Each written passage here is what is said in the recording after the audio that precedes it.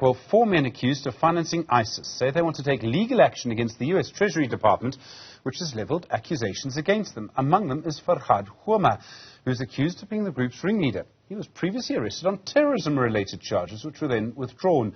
We're joined now by Karinda Jagmohan, who spoke to him. Karinda, good afternoon to you. We've seen this news from the US Treasury. What does Hoomer say in response? Indeed. Well, Farhad Hoomer says that him and the Akbar brothers, who are also sanctioned by the US, are innocent. That's according to what he said in a phone call. He spoke with Newzroom Afrika from Morocco. Now, just to take you back, Farhad Hoomer was arrested in 2018. At that time, there was a device similar to a bomb planted at a mosque near Verulam. Also at that time, the imam, so the priest of the mosque, had been killed in an attack on the mosque. Hoomer and 5 other people were arrested. Among them were 2 men that are also sanctioned by the US now.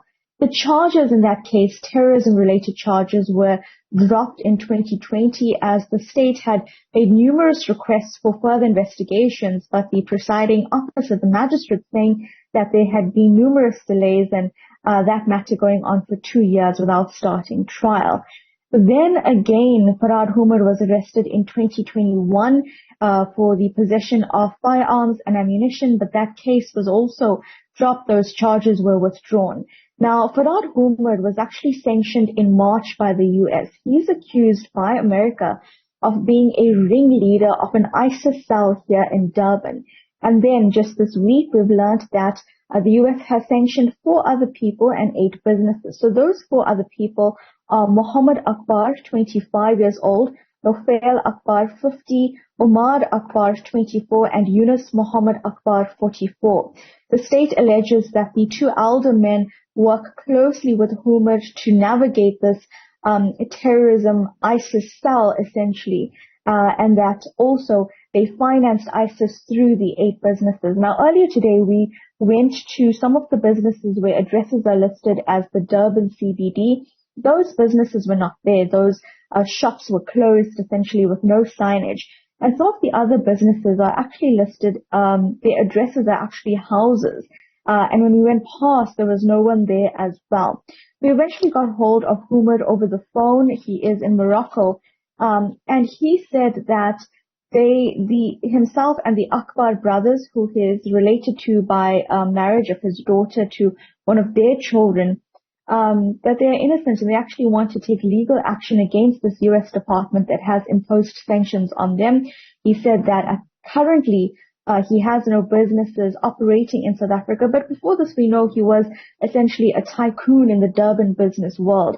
What's interesting to note is 2 of the Akbar brothers were with Hoomer, arrested with Hoomer in 2018 for those terrorism-related charges, and since then, these 2 big cases against them, from South Africa at least, charges have been withdrawn. And that is why Hoomer maintains his innocence here, although the charges against him, the accusations leveled against him, are serious, considering that the US, the United States of America, suggests that Hoomer is actually leading an ISIS cell here. Take a listen to some of our phone call with Hoomer earlier today. In response to the allegations, I'm innocent, firstly, and I haven't been contacted by the FBI or the CIA or American intelligence at all. Mm-hmm. I mean, I've been sanctioned in March this year, and from March this year, my bank accounts have been closed. All my bank accounts have been closed. None of the banks in South Africa wants to open a bank account for me, and I have no businesses in South Africa. So I don't know why they're going after my companies. The companies all been closed down because of the sanctions in March. Mm-hmm. Mm-hmm. Yeah, we're all going to sue. We're going to sue the state, United States, together in a joint venture because they sanctioned them as well, you know. Mm-hmm. So yeah, so the Akbar family, actually there was 2 brothers there, and Nofail Akbar's 2 sons, younger sons, they actually messed those boys' lives up by sanctioning them for no reason as well. Mm. So yeah, we plan to sue them. And they also they going around following me and interrogating my family in Morocco, in Tunisia. I mean, this is not on. This is like gangsters. I don't understand. Well, there you have it. Farhad Hoomer speaking to Newzroom Afrika in the wake of the sanctions placed against 4 people, the Akbar brothers, the Akbar family rather, that he is said to be linked to. Hoomer himself was sanctioned in March. And what this means is that any businesses they have, the US essentially will not be linked to any businesses they have, but also further implies these accusations of being involved in terrorism-related activities here in South Africa. We've been hearing over the past day now from experts who are concerned about the fact that there may be such operations in South Africa. And we have seen some incidents of this in the past. Of course, we know the Solsi twins. And what's interesting, Stephen, is that Hoomer was actually at some of the court appearances of the Solsi twins.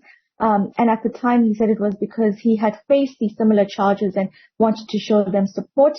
Here we hear him professing his innocence, but of course, it's up to the South African authorities now whether they will further on these accusations made by the United States.